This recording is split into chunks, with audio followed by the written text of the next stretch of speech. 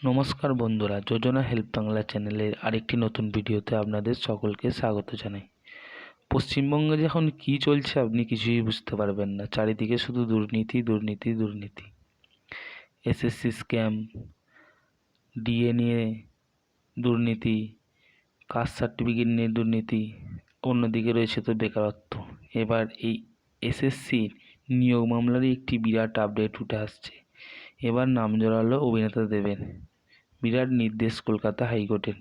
বিস্তারিত জানুন আজকের ভিডিও থেকে যে কীভাবে দেবের নাম জড়ালো বা কলকাতা হাইকোর্ট কী নির্দেশ দিল।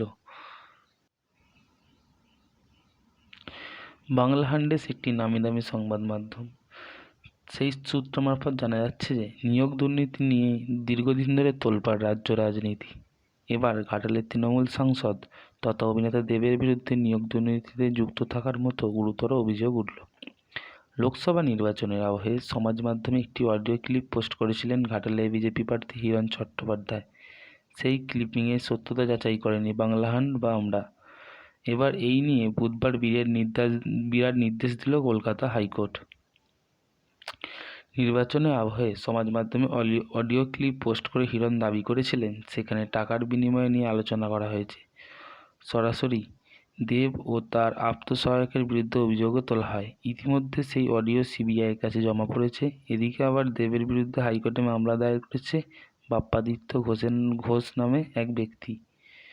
ঘটনার প্রকৃত সত্য কী তা জানতে সিবিআই তদন্তের দাবি চেয়েছেন তিনি। বুধবার হাইকোর্টের বিচারপতি অমৃতা সিনহা নির্দেশ দেন, সিবিআইয়ের কাছে যে অভিযোগ এসেছে সেই বিষয়ে তাদের নিজেদের অবস্থান জানাতে হবে। কেন্দ্রীয় এজেন্সি যদি চায় তাহলে বিষয়টি খতিয়ে দেখার পর সংক্ষিপ্ত রিপোর্টও দিতে পারে।